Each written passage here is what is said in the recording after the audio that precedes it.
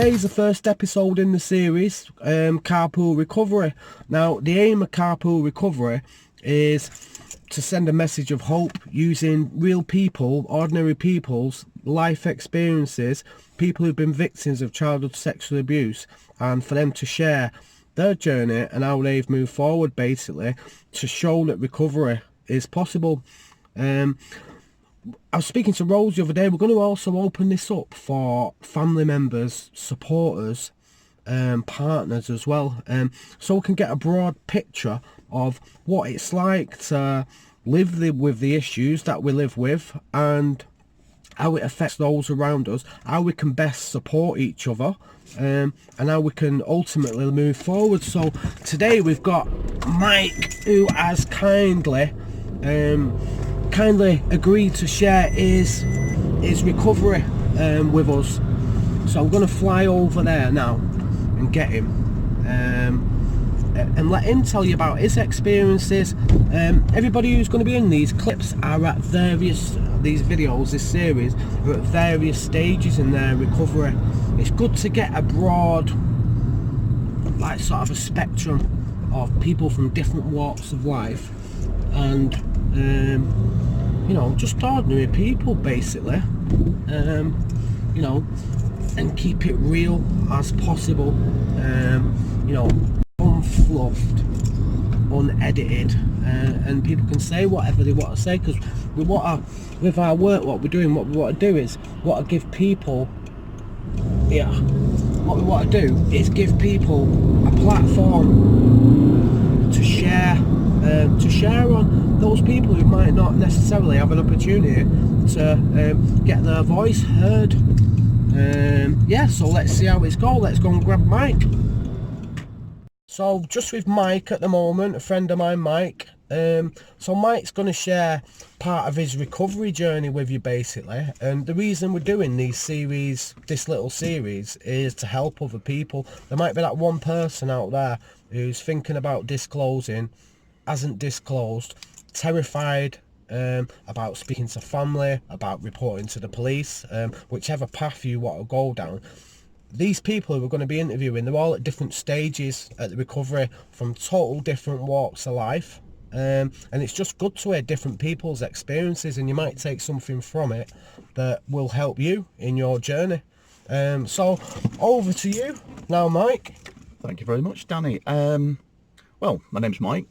I was, if I say I was abused by a family member between the ages of 12 and 14 years old, and it's strange, since I actually disclosed, and thinking back, actually no, it started much earlier than that. And it's amazing what your memory does, what your memory can block out, because I was speaking to my wife about this a while back, and things, when I started really thinking about what made me who I am, because sexual abuse, whichever way you cut it, has a massive effect on your life. And speaking to people, as I have over the last few years, I realised that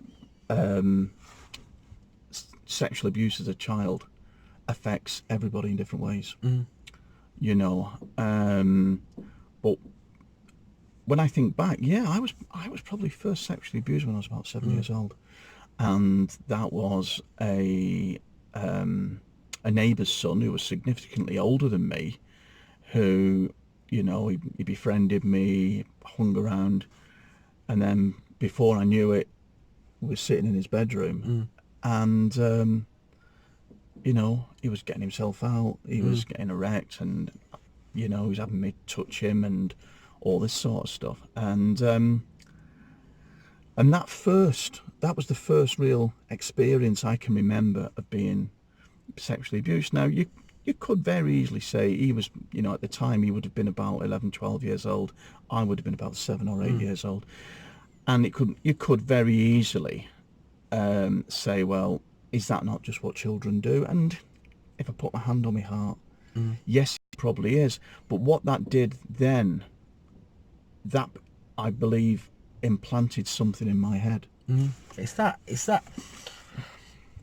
you know, you're an innocent child. You don't know about this stuff. You don't know about your body parts and all that kind of stuff. And it's like opening the gateway. It is. Some, you know. You know, I remember him explaining to me about masturbation, and I thought, God, that can't really happen. That really can't happen. And I can remember having such a strong interest in sex. I think probably far younger than I really should have done. But yeah, as I say, there was then this massive gap, but by then it was implanted in my head. And my family used to send me to stay away with an elderly couple. And I used to enjoy going away. The first time I went with my mum. And we had a lovely few days where we were staying. I'm not going to do anything to start naming and shaming or anything like that, because this is now history, and he has long since passed away. And, you know, at the end of the day, I don't feel it's fair for me or right for me to muddy his name. You know, now he's passed away. Some people might agree, some people might. Well, that's your personal decision, and like we were saying, everybody's journey and everybody's recovery is different. Absolutely. Now, in the event when I did disclose, those people would have done anything they could to make me out to be a liar or making it up. Then you know, they would have had the wrath. They would have had the wrath of me. But you know, this is something that I kept to myself for many years. Why do you, can I just ask, it might be a silly question, Mike, but one of the things we hear all the time, and one of the things that gets used against us by the police, by the CPS, by the public or family members is, why didn't you say anything at the time? Embarrassment. That's it. It's embarrassment. It's easy to say, why didn't you disclose? Why didn't you say no? Why didn't you say no? You know, and I'm not going to go into vivid graphic detail of my abuse, but the way it started on the first visit I went to, when my mum wasn't with me, and I'd very recently lost my grandfather, who I loved desperately, absolutely loved him desperately, and I'd lost my grandfather. So you're vulnerable. I was vulnerable. That is vulnerable with a capital V. I needed that older role model. You know, I had my father, very loving man. He was a good man, my father, but I needed that older grandfather replacement figure. And he even said, you know, he lost a son when his son was in his teens and he passed away. And he said to me, he said, you're just like the son I've lost. So he was, you know, at the time. It sounds like he was grooming you, Mike. Grooming is the word I was leading up to. Yeah. Now, I used to share a room with him because they had separate bedrooms where we used to go and stay. And I used to share a room with him. And I remember it started on the very first night. And, you know, he'd got in bed and my pyjamas were on my bed. And so I was a bit embarrassed, you know what I mean, about getting undressed in front of him. But I thought I can just quickly whip things off. Yeah.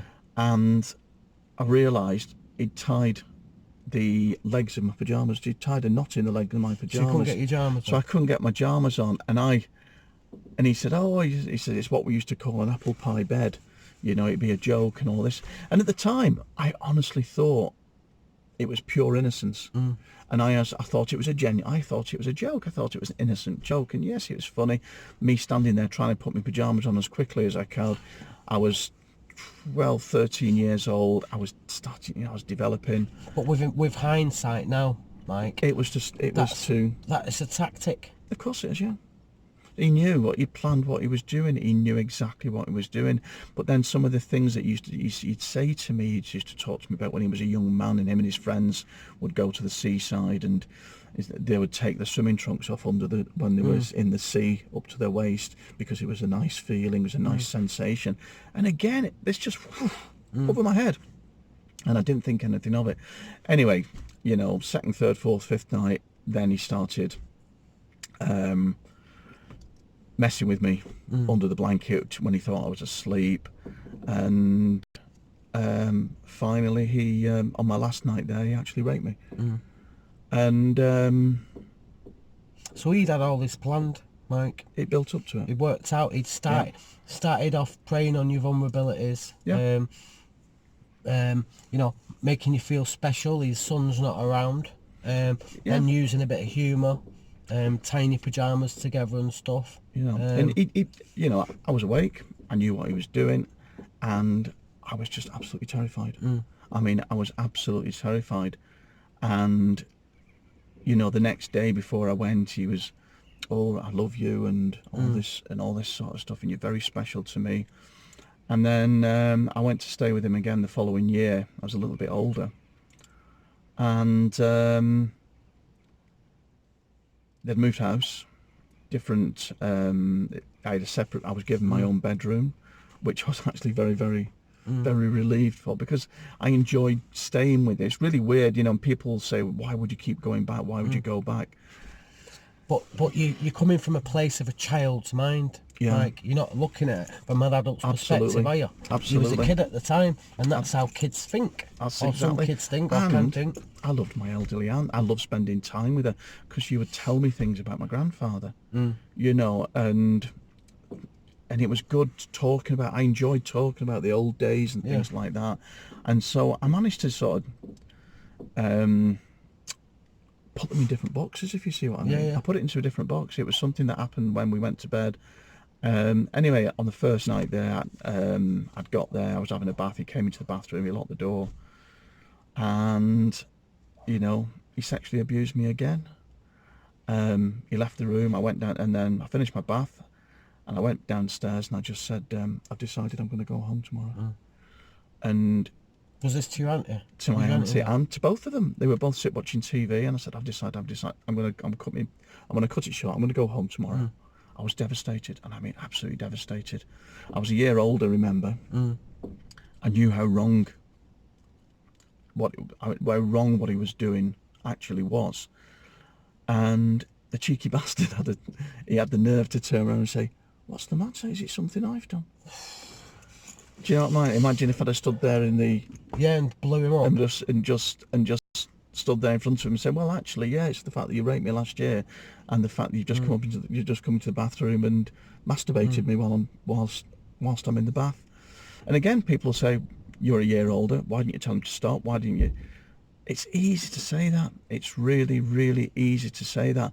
And I think, you know, obviously I don't know for definite, but I'm pretty sure that there's lots of other victims of abuse out there who some people could accuse of being complicit in the abuse, and it's not complicit, because again, you're putting it into a different compartment. You're not complicit. What you're talking about is a child who's trying to come to terms with the trauma. You've been introduced to sex far, far, far too young. You know, let's face it. You know, as a young lad, you know, you'd start discovering yourself when you're probably and you're getting into your early teens. You know, and then once you discover yourself, you never leave it alone. Do you know what I mean? And that's the way it should be for every. You know, it's one of those things. It should be a natural progression. By which time I was 13, 14 years old. Already sexualized. Already my first sexual experience had been with an old man. You know, and my whole perspective and view of sex and sex as an experience was warped.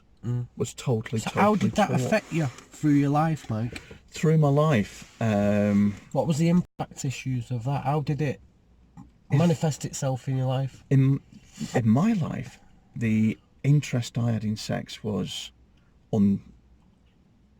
it's not unnatural. What's the word I'm looking for? It was far greater than it should have been. You know, to a point where I've had a number of failed relationships, which I put down to me and the way I dealt with sex in my head, and almost a craving. So, because some like, people can go either way from what I've learned. So Exactly. either go to the point of celibacy, yeah, or to the opposite end absolutely, of the spectrum, and you know, to the height of promiscuity. exactly, promiscuity is probably the right word, to a point where during the years when I was single, you know, I would go out for a night out, and you know, it really didn't matter. You know, it's you know, it was I was promiscuous, you know, and I was very lucky that I got away with it as best I did. What do you mean in terms of not catching anything? Yeah, in terms of that, because Sexual health. but more importantly, it was mental health, and it wasn't just about sex as well.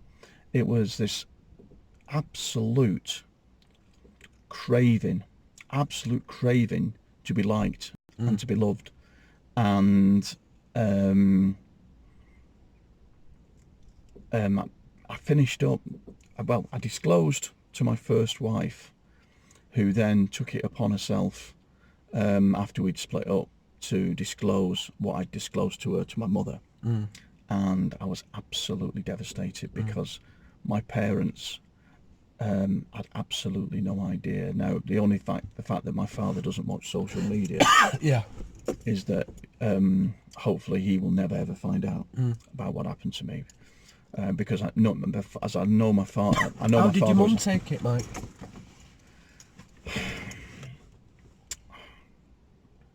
She was shocked. I think she was shocked. Far better.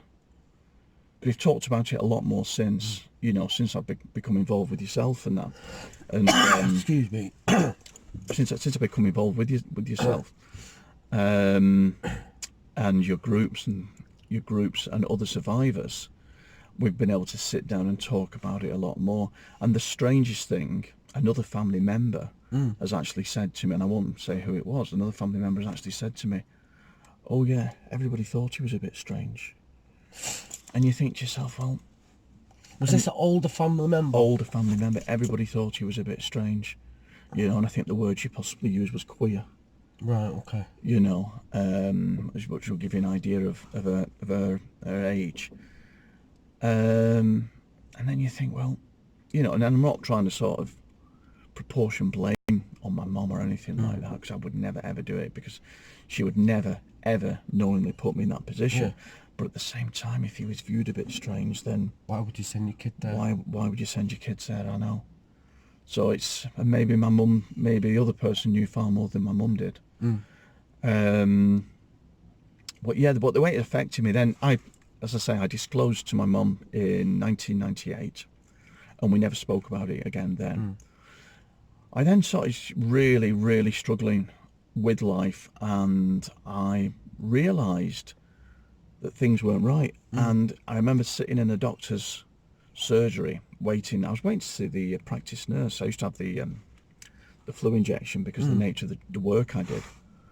And I remember sitting in the doctor's surgery, and I saw these little notes on the wall, and it says, you know, do you suffer from this, this? And I went down the list and I ticked every one bar one. And it said, you may be struggling with depression. Have you thought about speaking to a health professional? And I sat there staring at this, and everything just hit me like a ton of bricks there and then on that spot. And then the nurse came in, shouted me in. I sat down, and she said, how's things with you? Everything okay? And it was like Niagara Falls. Yeah. That was it. I blurted everything out.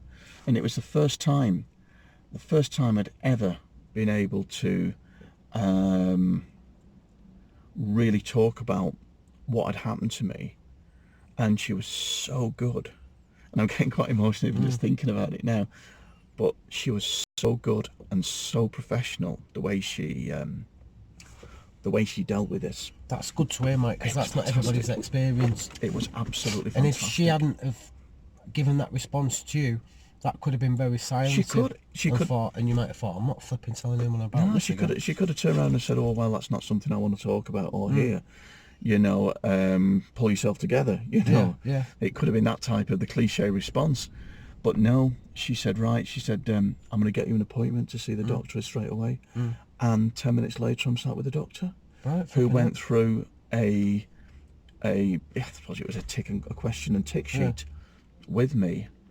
And there and then on the spot, 2008, November 2008, diagnosed severe depression. Yeah. Not severe depression, what's the word I'm looking for? Can't think. Anyway, we've just had a mobile disco park up next door. 3 dodgy looking blokes wearing baseball caps as opposed to 1 dodgy looking bloke wearing a baseball cap. So anyway, went to see the doctor, and straight away she said, she put me straight away onto antidepressants, which was something I'd always said that I would never ever do. And at the time, it was probably the best thing. Did they help? They didn't. Antidepressants, they just sort of take the edge off. She prescribed, or she said that I should go and see a counsellor, and she suggested I went to a thing called Stepping Stones. What was that counselling service? Terrible, yeah. It was terrible. Nice enough guy, but I wanted somebody to talk to me about it. What I discovered was it was somebody who was just there to sit and listen. And if that is the standard for counselling, then I think something needs to change. But that's just my opinion. He sit and listened. He didn't give me any advice. He didn't tell me what I should do. He didn't tell me. I wanted somebody to tell me. Bit of advice and guidance. Yeah, I wanted someone to tell me the way I was feeling was normal. To say to me, right, okay, this is what you need to do next. We need to do this. I think I went to 1 session, maybe 2 sessions, and decided that I didn't really want to do these. Didn't want to do the. I have to excuse me, I'm watching these. I mean, it's the ex-copper and private detective that's got me wondering what they're doing in the car over here. So I just found it absolutely useless. And then I stayed on antidepressants then till 2016. I tried coming off them a few times, just off my own back, and I lasted 2 weeks before it felt like I'd hit a ton of bricks. So I went back, spoke to the doctor. The doctor again was absolutely fantastic, and she said, if you want to start coming off these, you need to do it slowly. And I did, slowly and surely. It possibly wasn't the best time in my life to come off antidepressants. My second marriage had failed, and so I was feeling not great about that. I'd had a few relationships that had subsequently, I'd met women, and we'd started a relationship and it had failed, and I was finding my feet. But anyway, I worked through it, and then the following year, I met my wife, who totally turned my life around and knows everything about what had happened to me, and was extremely supportive, very, very supportive. I was always very careful who I disclosed to. Then, of course, in the April-May time, you and I met, and I met you from a professional point of view as a private investigator meeting. It wasn't me being investigated, by the way. No, it wasn't. No. I remember meeting you for the first time and thinking, Christ, who the fuck's this? I was very apprehensive about meeting you as a potential client. But I remember meeting you, and we spoke about your case for about an hour. And then we spoke about me for the next hour and a half, 2 hours. And it was possibly the best. And I realised afterwards, and this is what I've said to people, you were actually counselling me. And I didn't even realise it at the time. It's that connection, though, with somebody else, Mike, who's been through something similar to yourself. This isn't great power in that. This isn't just an advert for Danny. it was being cancelled without knowing I was being cancelled, and it's what I should have had in 2008. You know, I'm just looking at you thinking, it doesn't make you put like about 3 stone on that. So yeah, it's been a long process, very long process for me. The best advice I can give to anybody is disclose when you can. Not as soon as it happens or anything like that. Disclose when you can. When you feel able to. When you strong feel enough. able to, yeah. And I think it's an age thing as well. I think as we get older, you know, we tend not to give a shit anymore about stuff. We're quite open about what we say and things like that, and we're open about, and we don't care about being judged. I don't care about being judged. You know, it's funny, you know, it's the recent thing about Philip Schofield, feeling the need to come out and disclose, you know, to say he's gay and everything. And, you know, and my wife said to me, I think maybe he was probably on the point of being blackmailed or something like that, which could be or may not be the case. And I actually said there and then, do you know, there's nothing that is in my past that anybody could ever blackmail me about. Nothing. And if anybody ever tried, I would just go straight, you know. We've already put it out there, Mike, haven't you? You go straight to the police. You say, well, you know, there's nothing you can blackmail me about, because it's out there. You know, this is me. This is me, you know. So how's your mental health improved since disclosing? Amazingly. Amazingly. Go on, sorry, Mike. No, it's all right. There was times when I used to think, oh, do I need to go back on antidepressants? I need to do this, I need to do that. I think for me it was a combination about disclosing. It was meeting other people like me that are just normal people, that are professionals, non-professionals, working people, non-working people, people who you would see in the street and you would think, you know, God, why would they ever put up with being abused? You know, the little story that I do tell, and you were present at the time, is when I made the claim, and I actually put in a Criminal Injuries Compensation Authority claim against, you know, for the abuse that I suffered. And I thought, why not? I've helped people with their claims, you know, and it was suggested to me that, you know, stick a claim in yourself. You know, it's happened. This has happened to you, and we went to the tribunal, and the woman, and if I can remember her name, I'm going to name her because I don't care. It was the lady from Scotland. Her name was McLean. Her surname was McLean. Billy McLean from the CCRC, not CCRC, CICA. No, CICA, who. I remember what she said to you, mate. She took a look at me. Yeah. So I remember what she said. You know, she took one look at me and she said, "Look," she said, "you're a big lad. Yeah. Ex-military, ex-police. You're 6 foot tall. I'm sure you could handle yourself." And I think the biggest mistake these people make How could you not fight him off? Is they don't see, and excuse me using the cliche, they don't see the invisible child. Yeah. They don't see the 12, 13-year-old gangly, curly-haired, spotty-faced teenager, as I was at the time. You know, I wasn't 6 foot tall. I wasn't weighing in at 16 stone. I hadn't served my country. I'd never, you know, How could she come out with something like that, though, Mike? Really? As a professional person. Now, interestingly, I put in a formal complaint, and it does appear to me that things have changed within CICA. I did get a letter of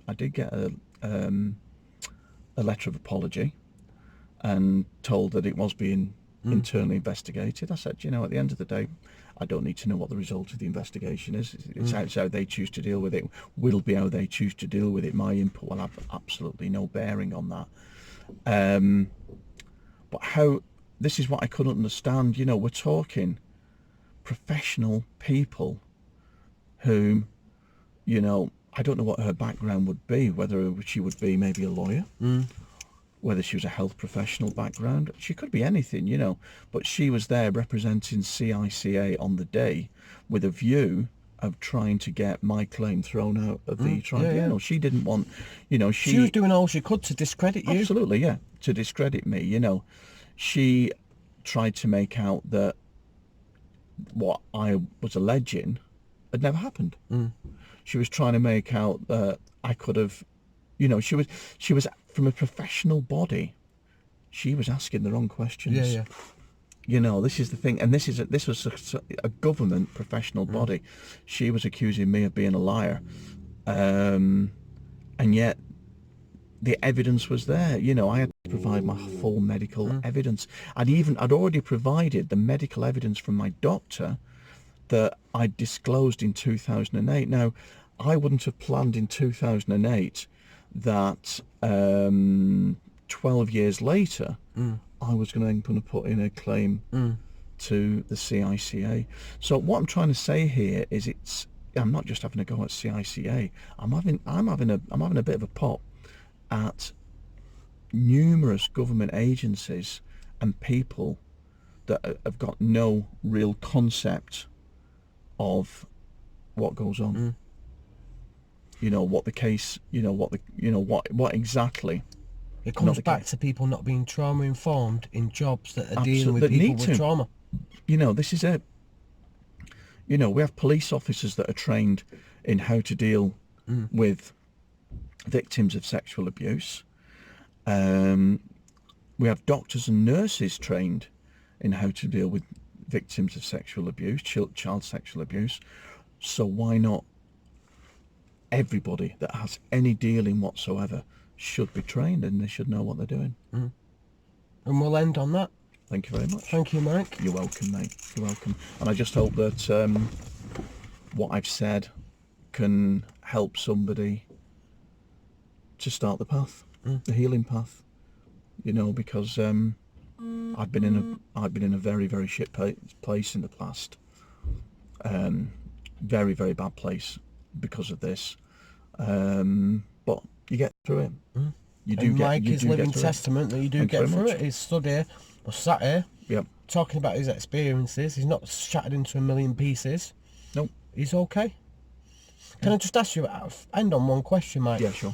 Where do you get yourself, you know, because a lot of people struggle with low self-esteem, low self-worth, you know, feeling bad about themselves, because we do have the chicken and the egg situation there. So if you're going to put time and love into yourself and invest into yourself to get yourself well, where do you get your self-worth from today, Mike? Friends and family. And this is where I'm getting emotional though. I'm very, very lucky that I've got the most amazing wife. I've got fantastic children. I've got a fantastic family network around me, and people that I can speak to that if I need to. People like yourself, and you know, I'm not just blowing smoke up your bum there. Maybe the wrong. Maybe the wrong. It's really. You can edit that bit. It's having a really close, loving family network, network of friends, people that I can call, and people like yourself. You know, and you do a fantastic job. Mike is testament that big boys do cry. Yeah. So what we do at the end of these, the carpool recovery, with Jonathan Was. recovery is with, hey, I like your camera, Mike. I look like I've got a bit of a tan. And I don't look as fat as I do on yours. Yeah. So what we do is we ask people to choose a track. So we're just going to choose tracks. Tracks of our years. Tracks of our years. Without stealing an idea from Radio 2. So what track, Mike, would you like, and what does it mean to you? Why have you chosen this track? I've chosen Love Will Tear Us Apart by Joy Division. I remember hearing this for the first time in 1980, late 81, early 82, I'd say. I was in the Air Force at the time. I had a very, very good friend called Andy Cooper, great mate of mine, who introduced me to lots of different styles of music. Yeah. You know, very much your new age, not new age, that's the wrong word. New romantic. New romantic, yeah, you know. Showing your age now, Mike. Showing my age. So yeah, you know. And this would have been at the back end of the sort of Gary Newman, Tubeway Army, that sort of bands, you know, Visage, Ultra, you know, the early Ultravox sort of stuff. And he got this 12-inch single, if I remember rightly, and he said, I've just picked this up. I said, I've got to play it for you. And I remember listening to it, and it was one of them songs that you hear for the first time and it just absolutely bowls you over, and it's everything about the lyrics, the music, the whole composition of the track. It just absolutely blew me away, and I remember thinking, oh my god, that, you know, that song is amazing. And I'd go as far to say that Love Will Tear Us Apart by Joy Division is probably my favourite song of all time. So is that a happy memory, Mike? Yeah, it was, because I was in my as I say, I was in my late teens. I was discovering going clubbing. I was discovering fashion. It was a good time for me. It was a very, very, very good time for me.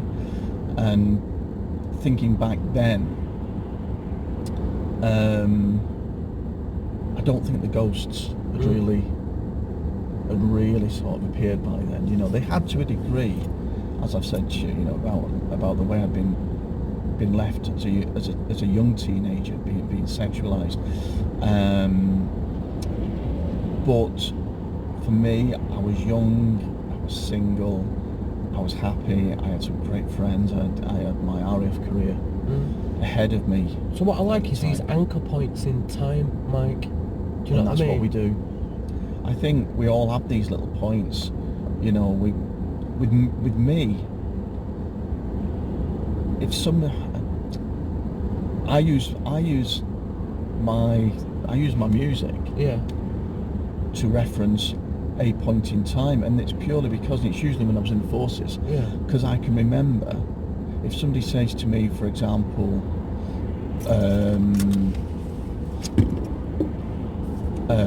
when did Don't You Want Me by the Human League, when was that out?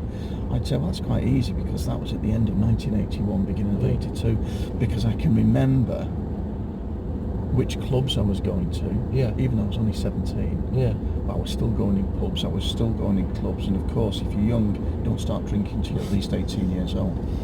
But yeah, I remember going clubbing and having nights out and going to disco, you know, the good old-fashioned disco, you know, where we used to have slowies at the end. I don't know how young people actually get relationships nowadays, because you can't wait until the end of the night. You wait till the bar's shut. This is what we used to do. We used to wait till the bar's I'm waffling now, aren't I? But you used to wait till the bar had closed, and so you had your eye on somebody for the last half an hour or so. You couldn't afford to buy him a drink, and you were just a cheapskate. You wait for the bar to shut. You wait for the slowies to come on, then you go and ask him for a dance and hopefully get a bit of a snog out of it. So yeah, for me, my late teens were good times. It was good times until I met my first wife. You know, and if ever she gets to watch this, I don't care. Yeah, until I met my first wife, they were great times for me. I had a fantastic late childhood in the forces, going out clubbing, enjoying life as you should do. And I think what I take from everything what you've said today, Mike, is we do recover, and we can recover, and easily. Yes, we can, and it's doable. It's very, very doable. Or else we wouldn't be able to sit here now talking about this, would we, Mike? And, you know, and this is it. And have a brew. And by the way, there are other coffees are available through other shops as well as Subways.